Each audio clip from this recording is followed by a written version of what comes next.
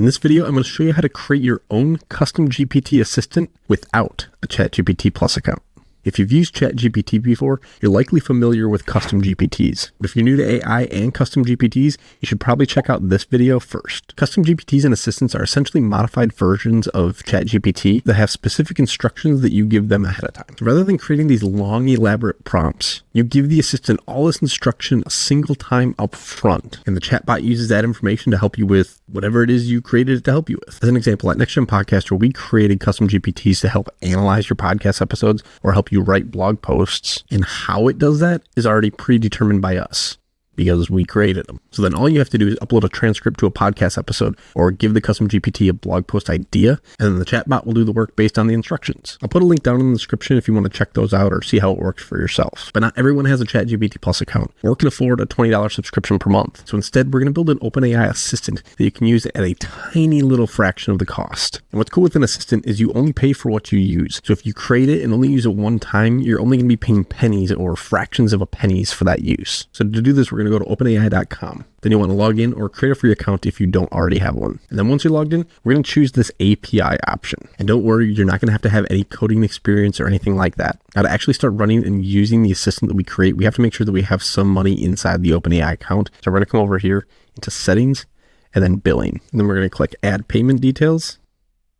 Say individual, and then you're going to be asked to put in payment information. I obviously skipped showing this step for obvious reasons. And then you get to choose how much you want to put into this account. $5 should be plenty for what we need right now. And then would you like to set up an automatic recharge? So if that money dips below a certain threshold, it will automatically add new funds back into it. We're just going to turn this off and say no for right now. Click continue. I can see we have a $5 balance in here. I'm going to come over to assistants, and this is where we're going to create our assistant. So in the upper corner, we're going to click create, and now we're ready to begin giving our assistant instructions. So let's create a simple assistant that will take a transcript or a blog post and turn that into 5 tweets that we can publish on social media. So I'm going to call this blog to tweet. You can obviously name yours whatever you want. And then we need to tell the assistant what we want it to do. So I already wrote a prompt, and I'm going to paste it into the instructions here. And if you want to use the same prompt, I'll put it down in the description, but it essentially says I want to create 5 tweets from other pieces of content. I want it to be under 250 characters, don't use emojis, and add 2 hashtags. Next, we need to select the model that we want to use to complete this task, and I'm going to choose the GPT-5 3.5 Turbo 0125. This is the most up-to-date version of GPT 3.5. Feel free to use whatever model you want. The model you choose will determine the price, so I will put a link down in the description that explains what the different models are and how the pricing structure works for each of them so that you can make the right choice for your assistant. Okay, next, we're not going to do anything with functions that falls out of my scope and knowledge, so we're going to avoid that one for right now. And we're going to leave code interpreter turned off for right now. Although you could include that if you wanted to be able to upload documents. Say you wanted to upload a transcript to the assistant, but we're just going to copy and paste the information into here. So we're just going to leave code interpreter turned off. And then this retrieval function is going to depend on you. How this works is you can add reference files to the assistant. This could be something like your brand messaging or examples of tweets that have worked well for you in the past. And then your assistant will be able to reference those documents when performing the tasks for you. For this specific video, we're not going to worry about this, but if you want to learn more about files and retrieval, let me know down in the comments and I can do another video on that topic specifically. So with that done, we'll click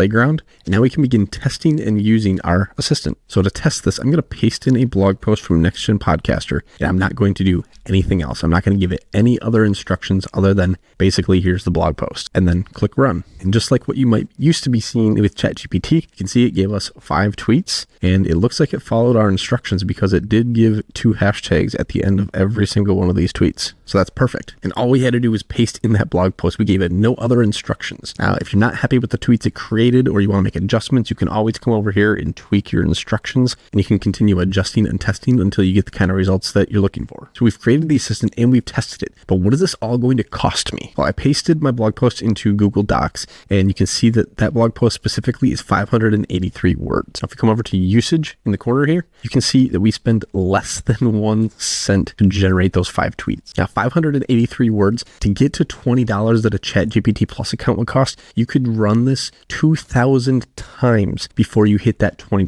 mark. And we'll round this down to 550 just to make this math a little bit easier and give us a little cushion. But if we were to run a 550 word blog post through ChatGPT for this assistant specifically 2,000 times, that's 1,100,000 words that we would hypothetically be able to run through this assistant before we even hit the price for a ChatGPT Plus account. Now, I will add in the caveat, it's going to depend on how much information you're putting in, how much information is in the prompt, and how much information you're getting back. So if you're having this assistant generate long scripts for you, that usage is going to be a lot less. You're not going to be able to use it quite as many times, but you can see from here, less than a penny for that one run. This is a very affordable option if you don't want to shell out the $20 a month for a ChatGPT Plus account. And as you can see, it's extremely easy to set up. So in the next video, I'll be showing you how to set up an automation that will automatically grab the content you create, send it to this assistant that we just made, and then automatically publish the tweets or send them to you in a message so that you can post them for later. So make sure you hit subscribe if that's of interest to you. If this video was helpful, give it a thumbs up.